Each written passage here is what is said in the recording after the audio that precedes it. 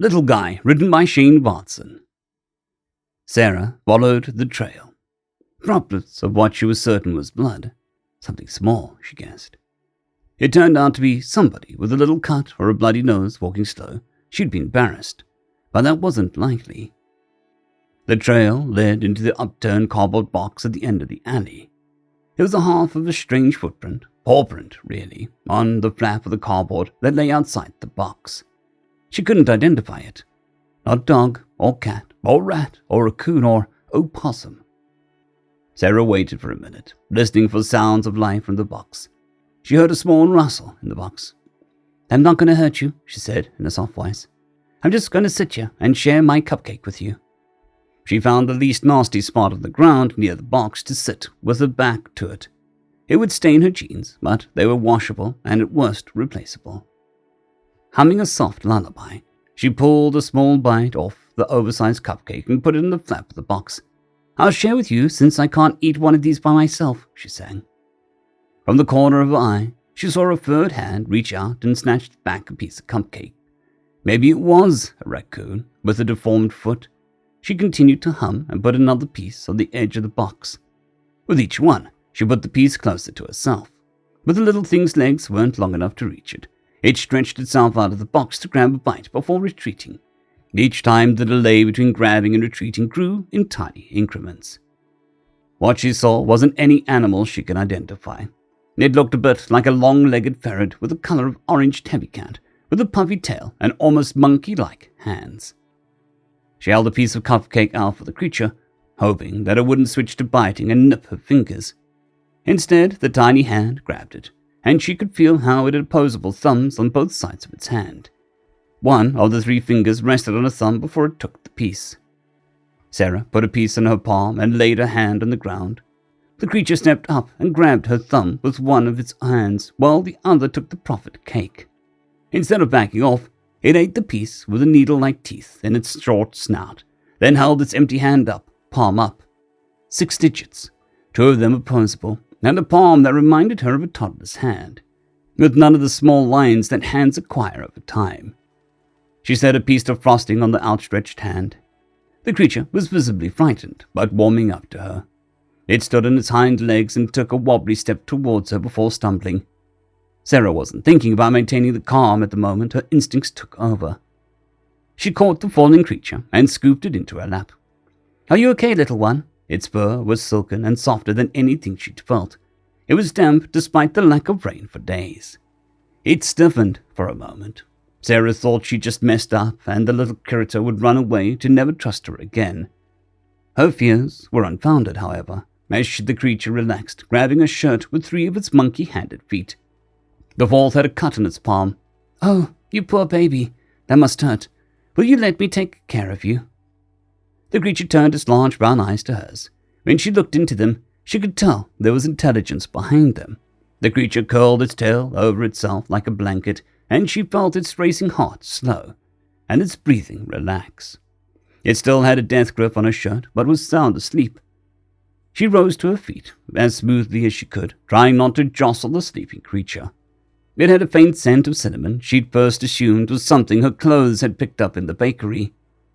By the time she reached her apartment, she figured out that she didn't need to be so careful. Cream, as she began calling the critter, was dead to the world. The poor thing was probably exhausted from fear, cold, and hunger. In its sleep, the creature sucked on her shirt. "You're not completely weaned, are you, little one?" she cooed. Once in her apartment, she dug through the stuff drawer in the kitchen to find her puppy bottles and nipples that she'd once used for fostering. From a lower cupboard, she pulled out an unopened can of puppy formula powder. Sarah got a bottle of formula ready in time as Cream woke with a weak, high-pitched cry. The cry was punctuated with what sounded like baby talk, just not in English. The word-like sounds most repeated were Genge and Lulu.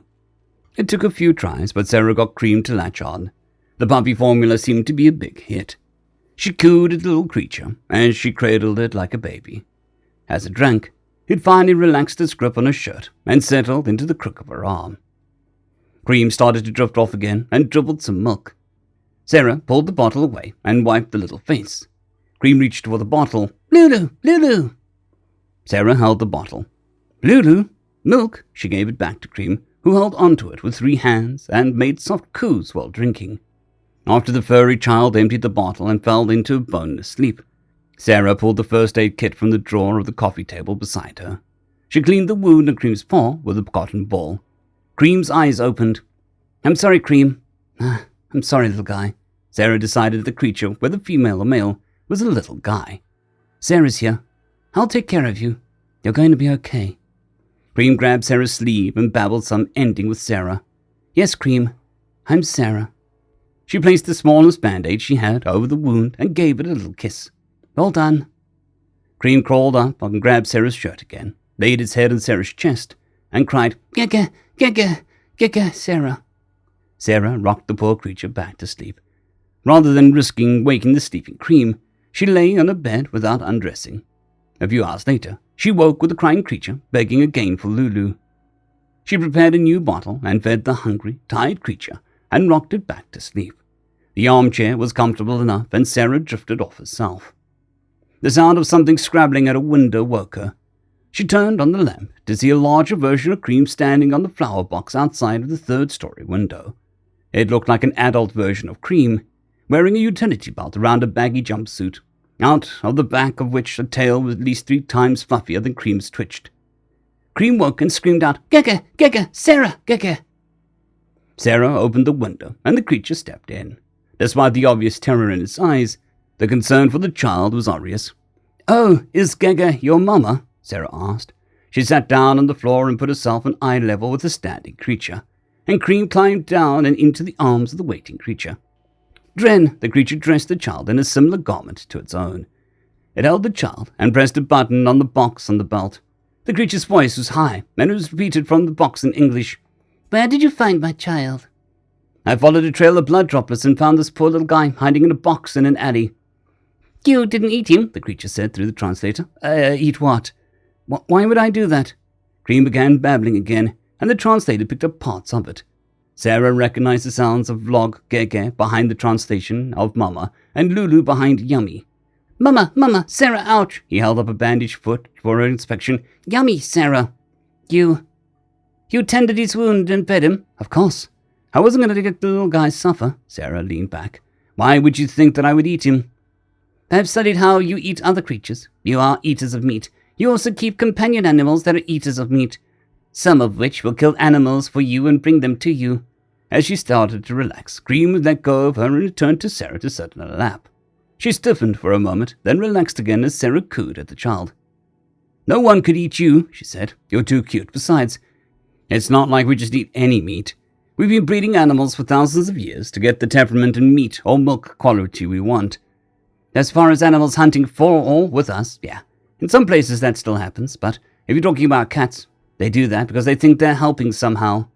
The creature walked closer, staying in its upright posture. Sarah noticed what looked like tough gloves and the hand feet it walked on. I'm Rosna, and my boy is Dren. Nice to meet you, Rosna, and you, Dren. I'm Sarah, and I've been calling you Cream since he's the color of a creamsicle cat. Sarah stroked the top of Dren's head, and he snuggled for a few more seconds before rushing back to his mother. Would you like something to eat? Sarah asked. Or drink? Not meat, Rosna said, but yes, I am hungry, and fond of the drink you call tea. Sarah made tea for both of them and brought it out with a package of cookies. They ate and sipped their tea in silence for a few minutes, while Dren drifted back off to sleep. I was warned not to come here because of the danger from humans and their companion animals, Rosna said. Why did you then? I'm a xenosociologist. I'm here to find out everything I can about human society. I brought Dren along because I couldn't be apart from him for so long. I'd just given him a bath and turned to get fresh towel and he ran off, Sarah chuckled. Sounds like your children aren't that different from our own. Where are you from? You can't see our star from here without a telescope, Rosna said, but it's towards the galactic center. Did you and Dren come alone? No, there are 34 on our expedition now. Her gaze dropped as she sniffed at Dren's head. We lost 3 to illness and accident in the first 13 planetary rotations, but have maintained our number since then. I'm sorry, Sarah said. Rosna took another sip of tea. We'll survive. I'll have to adjust some of my starting assumptions about the behavior of societies of omnivores, though. Aren't there others? Sarah asked. None besides yours that show promise to become spacebound. Well, if you're around for a while, you're welcome to visit any time. Sarah smiled at the sleeping child, clinging to his mother's jumpsuit. I'd love to see the little guy again. End of story. I'd greatly like to thank our Tier 5 channel members, Casper Arnholtz, John Creighton, Manatharia, 050, Dragzoon WRE, and Elijah Silvercross. Thank you very much.